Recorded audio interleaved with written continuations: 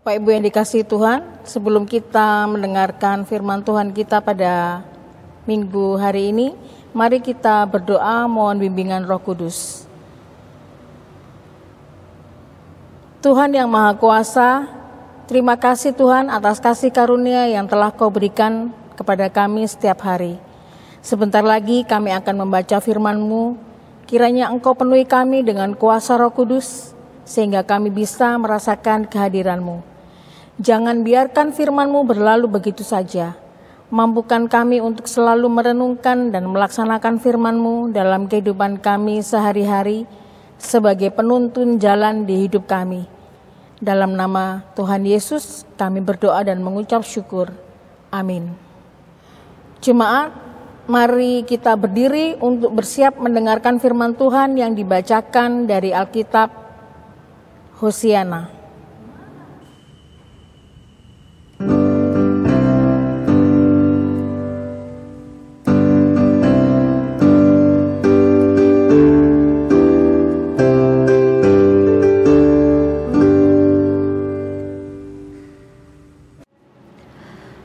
Bacaan Alkitab dalam ibadah ini terambil dari Matius 21 ayat 1 sampai 11 yang menyatakan demikian. Yesus dielu-elukan di Yerusalem. Ketika Yesus dan murid-muridnya telah dekat Yerusalem dan tiba di Betfage yang terletak di Bukit Zaitun, Yesus menyuruh 2 orang muridnya dengan pesan, "Pergilah ke kampung yang di depanmu itu, dan di situ kamu akan segera menemukan seekor keledai betina tertambat, dan anaknya ada di dekatnya. Lepaskanlah keledai itu dan bawalah keduanya kepadaku. Dan jikalau ada orang menegur kamu, katakanlah, Tuhan memerlukannya. Ia akan segera mengembalikannya." Hal itu terjadi supaya genaplah firman yang disampaikan oleh Nabi. "Katakanlah kepada putri Sion, lihat, rajamu datang kepadamu. Ia lemah lembut dan mengendarai seekor keledai beban yang mudah." Maka pergilah murid-murid itu dan berbuat seperti yang ditugaskan Yesus kepada mereka. Mereka membawa keledai betina itu bersama anaknya, lalu mengalasinya dengan pakaian mereka, dan Yesus pun naik ke atasnya. Orang banyak yang sangat besar jumlahnya menghamparkan pakaiannya di jalan. Ada pula yang memotong ranting-ranting dari pohon-pohon dan menyebarkannya di jalan. Dan orang banyak yang berjalan di depan Yesus yang mengikutinya dari belakang berseru, katanya, "Hosana bagi anak Daud, diberkatilah dia yang datang dalam nama Tuhan. Hosana di tempat yang maha tinggi." Dan ketika ia masuk ke Yerusalem, gemparlah seluruh kota itu dan berkata, "Siapakah orang ini?" Dan orang banyak itu menyaut, "Inilah Nabi Yesus dari Nazaret di Galilea." Demikian pembacaan Alkitab. Hendaklah firman Tuhan dengan segala kekayaannya diam di dalam hatimu dan ucaplah syukur kepada Allah.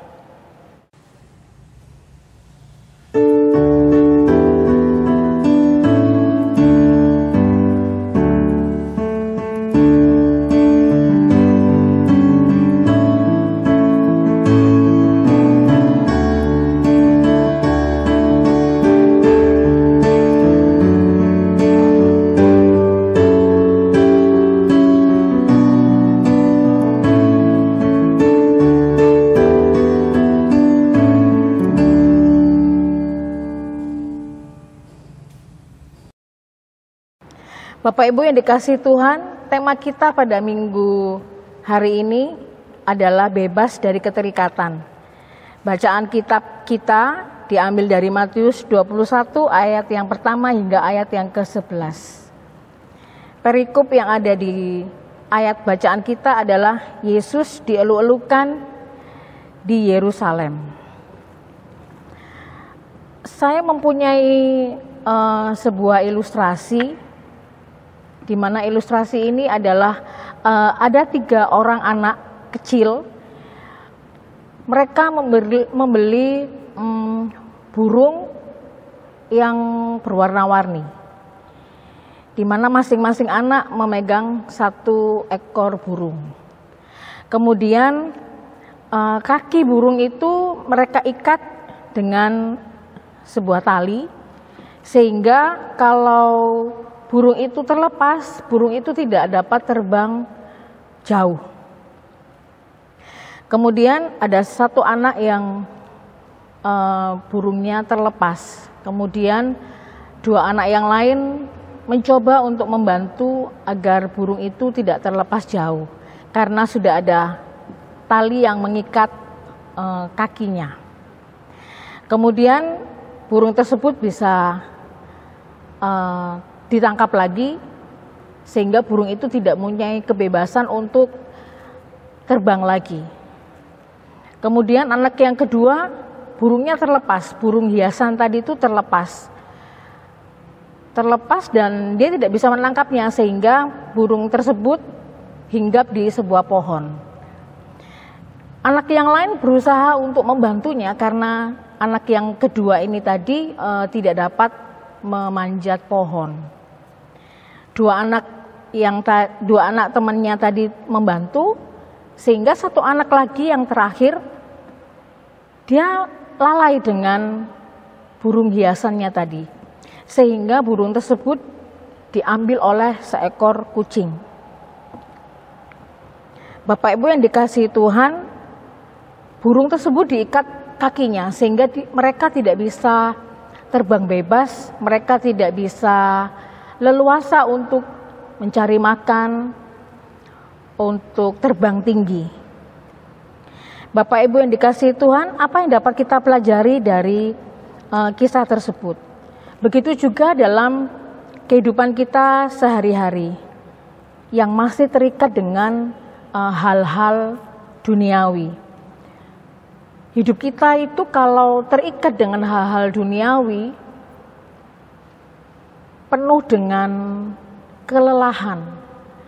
Kelelahan dalam arti kita mengikuti apa yang jadi keinginan kita.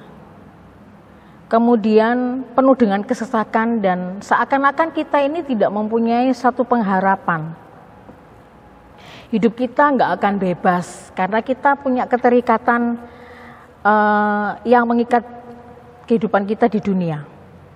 Kemanapun kita mencoba pergi, kebebasan itu tidak ada karena masih ada dosa yang mengikat.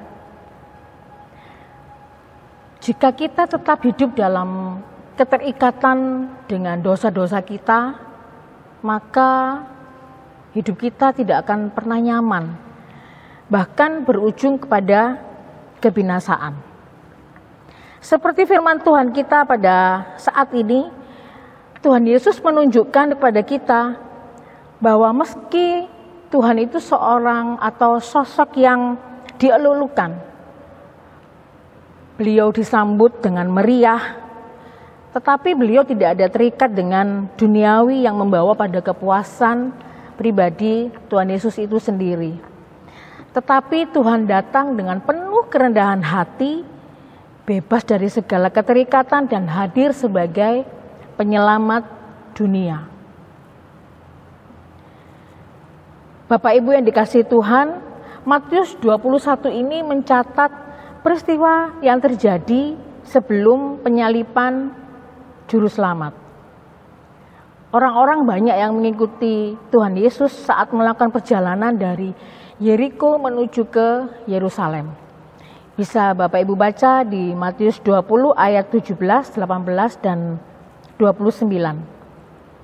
Perjalanan ke Yerusalem adalah perjalanan yang akan membawa Yesus berjumpa dengan salib dan kebangkitan.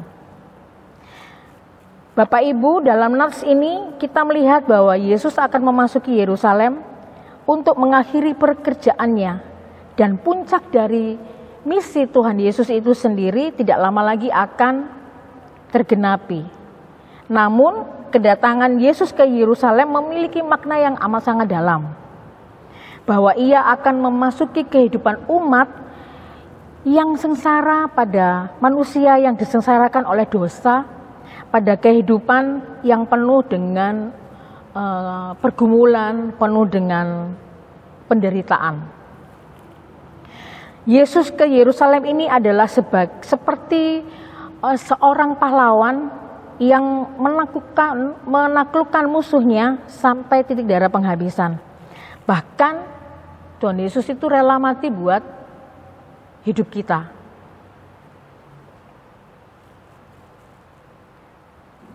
Bapak Ibu, sebelum masuk ke Yerusalem, Tuhan Yesus itu telah mempersiapkan segala sesuatu.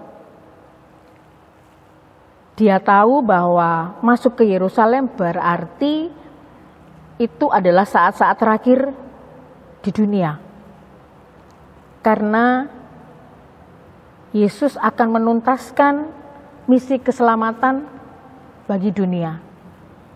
Ketika Yesus dan murid-muridnya telah dekat di Yerusalem, tiba-tiba di Betfage dekat Bukit Zaitun, ia meminta muridnya untuk mengambil seekor keledai betina. Kenapa Tuhan Yesus itu mengambil seekor keledai betina? Kenapa tidak seekor kuda? Ternyata ada maksud tersendiri kenapa Tuhan Yesus memilih seekor keledai betina. Kita tahu keledai itu tidak sekuat kuda. Keledai yang kita tahu itu hewan yang sekilas tampak lemah, yang tidak mempunyai kekuatan, berbeda dengan seekor kuda. Yesus memilih keledai sebagai sarana kendaraan Yesus untuk menuju ke Yerusalem sebagai simbol kerendahan hati. Simbol bahwa Tuhan Yesus benar-benar datang ke Yerusalem dengan sukacita, dengan rasa yang benar-benar merendahkan hati di hadapan Tuhan. Karena Yesus mau menunjukkan bahwa keselamatan Allah adalah jalan damai. Ia datang dengan lemah lembut, dengan mengendarai seekor keledai, bukan dengan seekor kuda. Bukan berarti menuruti apa kata orang banyak pada saat itu. Jalan damai yang dimaksud oleh Yesus adalah menyadari bahwa dari sisi manusia, manusia tidak dapat menang atas kuasa dosa dengan caranya mereka sendiri.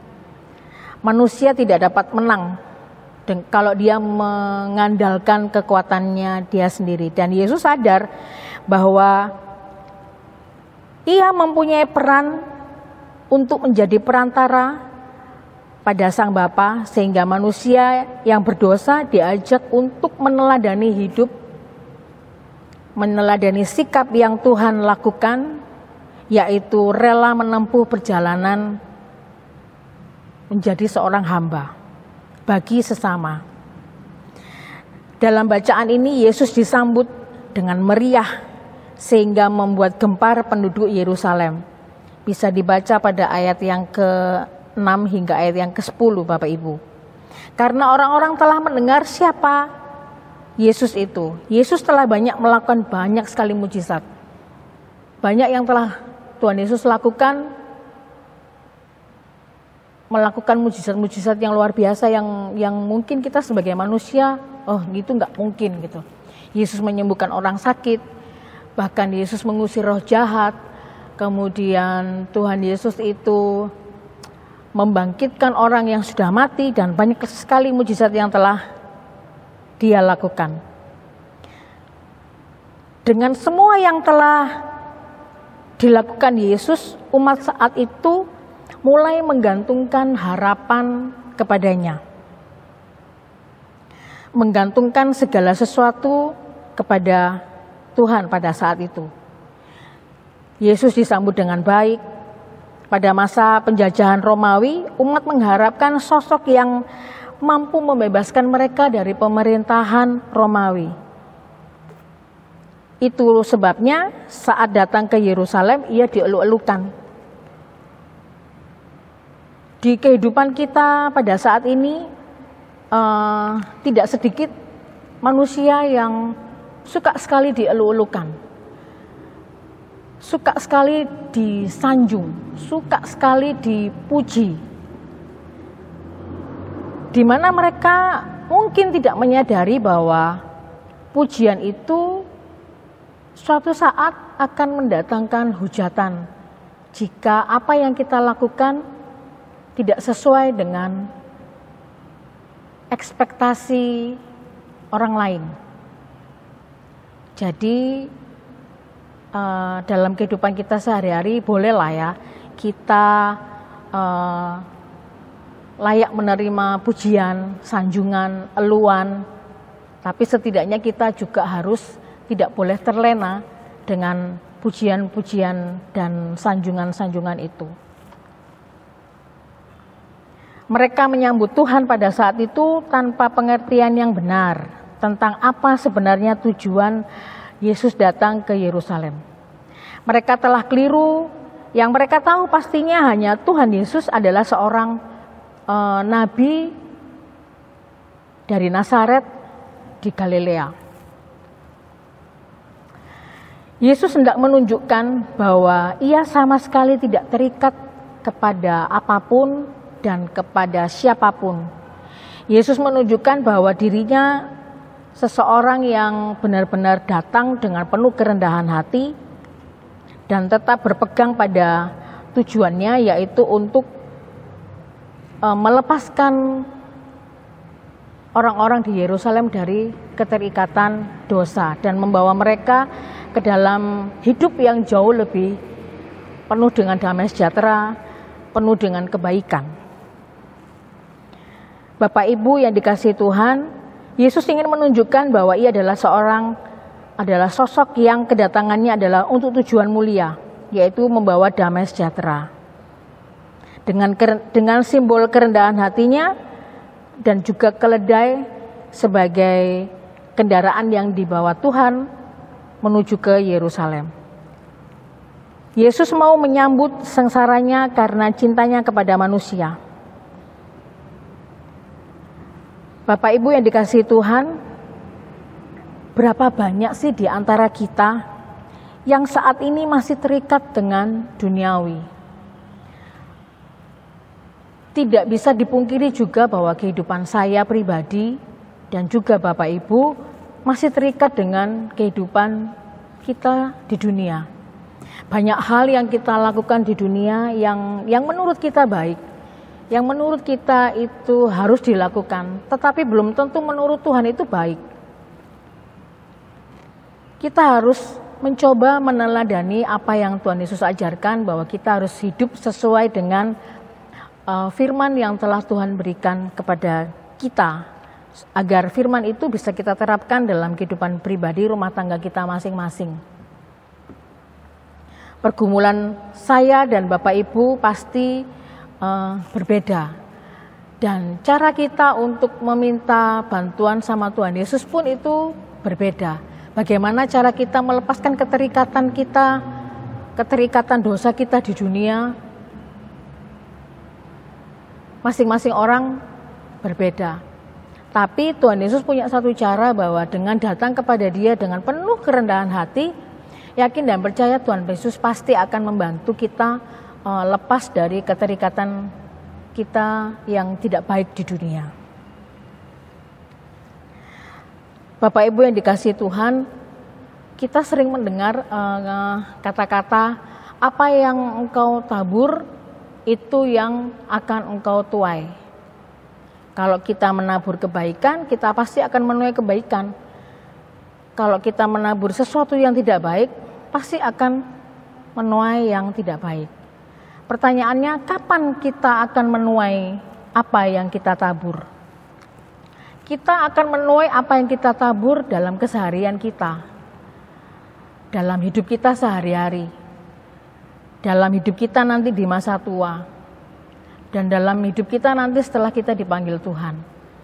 Mulai dari sekarang dan seterusnya, marilah kita menabur sesuatu yang membawa kebaikan buat diri kita sendiri dan juga buat orang lain. Melalui firman Tuhan ini, marilah kita meneladani Tuhan Yesus dalam hidup kita. Jangan hanya pandai mengucap, oh aku mau ikut Tuhan, aku mau ikut Tuhan. Tetapi ketika dihadapkan pada suatu tantangan, kita malah menjauh. Kita malah meragukan kuasa Tuhan itu sendiri. Manusiawi ya, saya pun terkadang masih ada rasa khawatir. Bahkan kekhawatiran saya ini terjadi sampai dengan tadi malam. Saya khawatir saya tidak dapat menjalankan tugas saya. Tapi kemudian saya kembali lagi, saya benar-benar minta dengan kerendahan hati Tuhan, dengan rasa khawatir saya, sehingga saya bisa menjalankan apa yang sudah jadi tugas saya. Jadi jangan pernah kita menjauh dari Tuhan pada saat tantangan itu datang. Kita jangan mengandalkan kekuatan kita sendiri. Kalau kita mengandalkan kekuatan sendiri, berarti kita memang masih terikat dengan duniawi kita. Dan jangan datang kepada Tuhan Yesus pada saat kita butuh. Biasanya kalau kita mengalami suatu pergumulan, mengalami sesuatu yang menurut kita tidak dapat menyelesaikannya, baru kita datang ke Tuhan. Kita berdoa yang sampai menangis, yang sampai meratapi benar-benar yang seperti apa ya, yang seperti manusia pada umumnya lakukan. Berdoa sampai benar-benar menangis, berlutut di hadapan Tuhan. Jangan sampai seperti itu ya Bapak Ibu. Jadi di saat kita jatuh, kita baru cari Tuhan.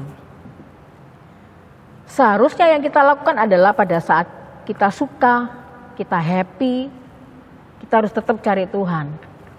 Jangan hanya pas kita sedih, kita hidup sengsara baru kita cari Tuhan. Jangan seperti itu.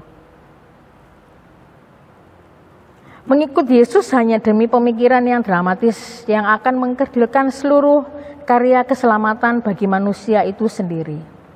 Ketika mengikut Yesus hanya demi tercapainya suatu tujuan tertentu, maka sia-sialah segala pemahaman yang kita peroleh selama ini tentang Dia yang telah datang menyelamatkan kita. Jadi berpengharapan kepada Tuhan itu bukan pada saat kita jatuh, bukan pada saat kita terpuruk. Berpengharapan kepada Tuhan itu dalam situasi dan kondisi apapun, mau suka maupun duka. Pemahaman akan Tuhan Yesus harus benar-benar kita pahami agar dalam kehidupan kita tidak salah mengartikan dan menyalahgunakan kemahakuasaan Tuhan sebagai senjata kita untuk mencapai hal-hal yang kita inginkan. Karena sesungguhnya Yesus akan memberikan apa yang kita butuhkan, bukan apa yang kita inginkan. Jadi Bapak Ibu yang dikasihi Tuhan, berpengharapanlah penuh kepada Tuhan dan lepaskanlah segala keterikatan kita di dunia ini dengan berserah kepada Tuhan, dengan mengandalkan Tuhan, dan jangan hanya datang kepada Tuhan pada saat kita dalam kondisi yang tidak baik. Bapak Ibu, biarlah firman yang kita dengar pada hari ini bisa berdiam dalam hati kita, dalam diri kita, dan dapat kita terapkan dalam kehidupan pribadi, rumah tangga, dan lingkungan kita di sekitar. Tuhan Yesus senantiasa menyertai dan memberkati kita semua. Amin.